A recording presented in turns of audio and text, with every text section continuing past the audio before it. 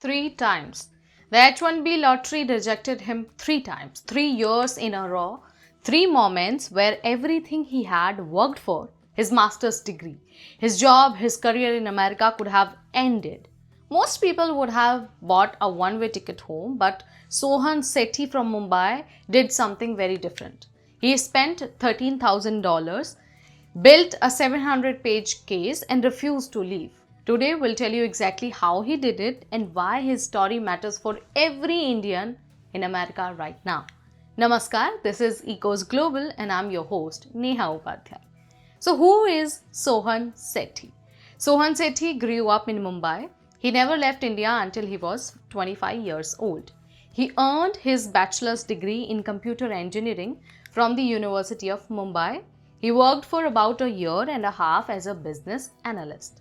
He saved his money and prepared for his GRE while working full-time. He applied to several universities in America and got accepted in the university of his first choice for a master's degree in business analytics. He arrived in Chicago in January 2022, and here is a small detail from his story that really stuck with me. He had a wallpaper on his laptop, a photograph of a bridge overlooking the Chicago skyline. Every time he felt exhausted or anxious, he would minimize everything on his screen and look at the picture. 20 days after arriving in Chicago, on his 25th birthday, he stood in the exact same spot that had been in his wallpaper. That is who Sohan is, someone who sets a goal and finds a way to get there. Now here is where things get hard. Sohan graduated in May 2023.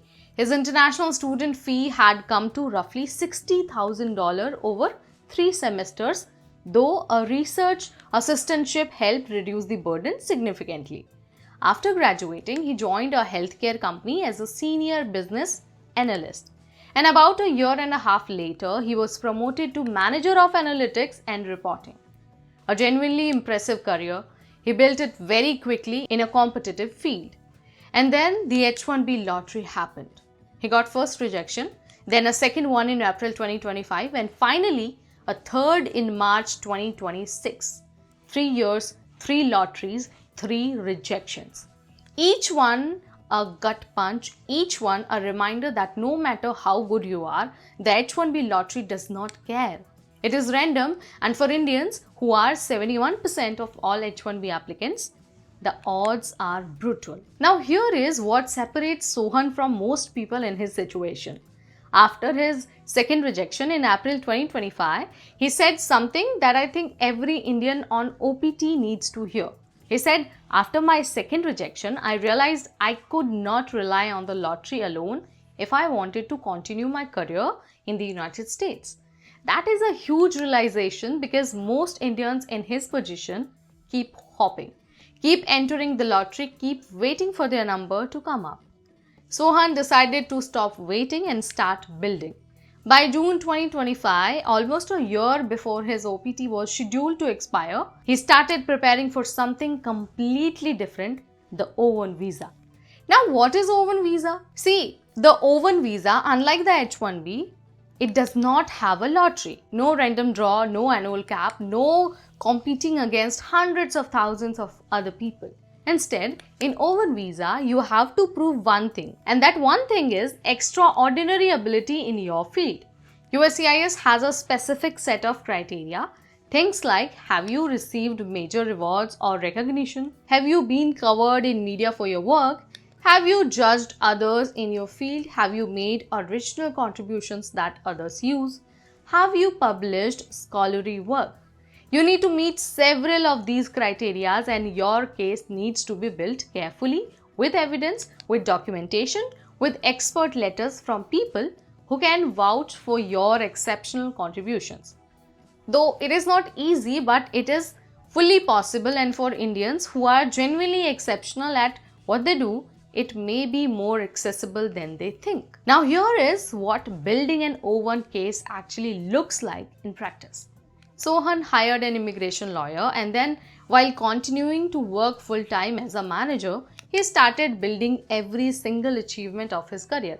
Every article he had published, every award he had received, every industry event he had judged, every piece of media coverage about his work. He secured new media coverage specifically for the case, judged at additional industry events, published scholarly articles, and gathered letters of recommendation from senior people in his field. People who could speak to his specific contributions, his specific impact, his specific value in his field. And then by February 2026, he and his lawyer had assembled more than 700 pages of supporting documents, 700 pages, and the total cost in legal fee was $13,000. On top of that, in March 2026, the H1B lottery rejected him for the third and final time. With his STEM OPT due to expire on July 5, Sohan had roughly 100 days to make this work or leave America. Sohan filed his O1 petition in April 2026, and instead of a decision, he received an RFE, a request for evidence, meaning USCIS wanted even more documentation, more proof, more time, more waiting. With his visa expiring, his career in limbo, and the clock ticking, Sohan started seriously thinking about whether leaving America might be his only option. He told media that I know people who have gone back to their home countries, pursued a second master's degree, moved to Canada or the United Kingdom. I considered those options too, but I could not find another country where I felt I could build the same career. That says everything about why Sohan fought so hard.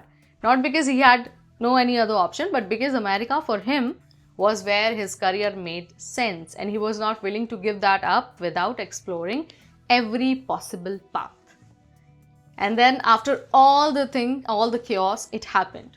His O1 petition was approved. Sohan Sethi, the boy from Mumbai, is totally a manager at a healthcare company in America, and he is leading a team of analysts working in healthcare data and AI. He built his case, he proved his extraordinary ability, he found the way, and during the entire process, he documented everything on LinkedIn. His rejections, his process, his setbacks, his moments of doubt, and finally, his win. So that the other Indians facing the same uncertainty would have someone who had been through it to help them understand what was possible. He said, the only intent behind that was to be there for someone in the way I wish someone had been there for me. So what this means for you? See, the H1 lottery is not the only way. It never was. O1, EB1A, NIW. These are pathways that exist specifically for people who can demonstrate exceptional ability, and for many Indians who are genuinely doing exceptional work in their fields. These pathways are more accessible than they think.